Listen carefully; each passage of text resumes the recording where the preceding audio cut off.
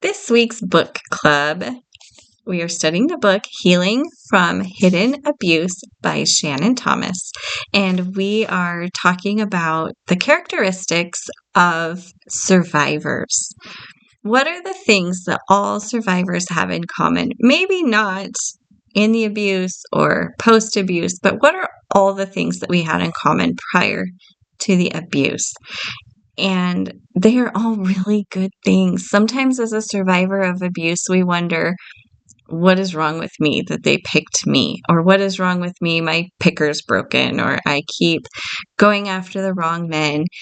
And when it comes to narcissistic abuse, that is not the case. You were chosen because you were a strong, independent person, usually a person of faith who believes in God and loves the Bible, and you are highly adaptable. You're able to pivot and to be flexible and to go with the flow.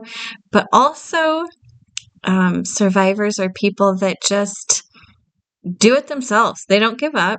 If you're not going to help me, I'll just do it myself. If you're going to make this difficult, I'll just do it myself, right? So survivors are not people that give up. They're people that persevere. They continue on. They keep going. We are always hopeful, no matter what happens to us. We always have this little grain of hope that it's going to get better and things are going to change. We are resilient, able to bounce back after bad things happen. We also are very empathetic. We feel for others deeply. We feel for ourselves very deeply. We are also highly self-reflective, which Shannon talks about in the book. Being self-reflective is something that the narcissist actually uses against us, that they'll say something like, well, you're just so sensitive. And instead of paying attention to their actions and what they're saying and how they're treating us, we actually immediately go, oh my gosh, am I so sensitive? We become self-reflecting. And instead of staying outward focused on what is really happening, we become inward focused, and the narcissist uses that against us. Many survivors of hidden abuse never imagined that we would come to doubt ourselves the way we did when we were experiencing a toxic relationship. So before the abuse, we were very confident. We knew who we were independent, very smart. And the abuse caused us to lose our boundaries, become codependent, become really insecure. Another thing, she doesn't talk about this in the book, but it came to my attention this week was I was talking to somebody about attachment styles. You can be securely attached, which is where we all should strive to be, avoidantly attached, anxious attached, and then there's variations of those. And somebody was sharing that she's anxious attached, which I have been too the last few years, very anxiously attached. And then I got to thinking about, well, who was I before? When I was in high school and college, I was not anxiously attached. If you did not want to be part of my life, goodbye, see you later. I was not trying to hold on to you. But I have found myself in the last 10 years, maybe 15 years, holding on to people that are not good for me, compromising myself to try to keep people in my life that are not good for me and don't want to be in my life. And really, God is trying to remove them, and I've been fighting God on it.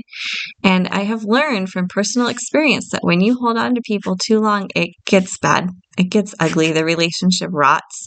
And you just have to let people go, which is part of being securely attached, that you're secure in yourself enough to let people go. So that is something to look forward to on your healing journey, is also getting your secure attachment style back, because I'm guessing you might have had that at one time.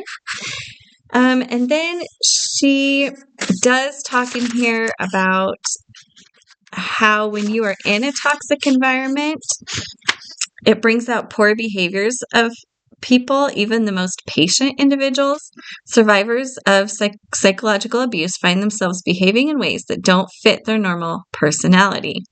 This can serve as a red flag that you are in an unhealthy environment. So if you are at work and you are short-tempered and passive-aggressive and acting in ways you normally wouldn't act, it might be a clue that your work environment is toxic, or a friendship, or a marriage, or a church. Pay attention to the ways that you are reacting. We also find ourselves taking on negative traits of the abuser that we learn how to adapt to their environment, and we can become liars. We can become manipulative, passive-aggressive, gaslighting.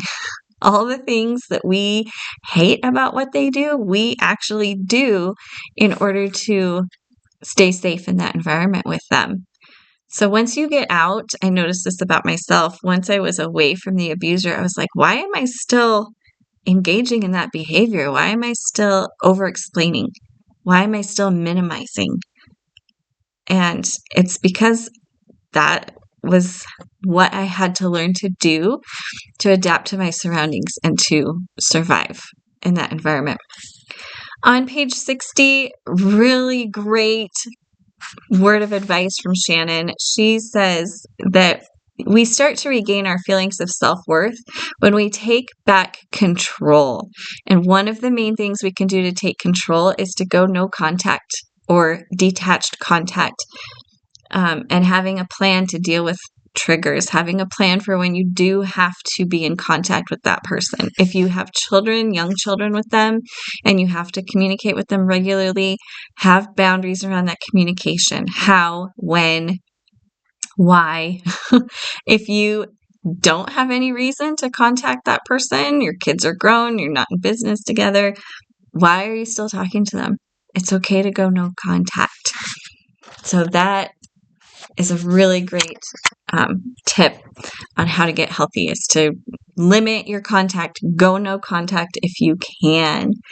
Also, stop excusing harmful actions. Narcissists are abusive. You don't need to excuse their behavior. It's very freeing when you stop worrying about what they're doing and just start focusing on the life that you want to live. So, hope you all enjoyed reading this week up to page 62. Next week, we're going to read up to page 77.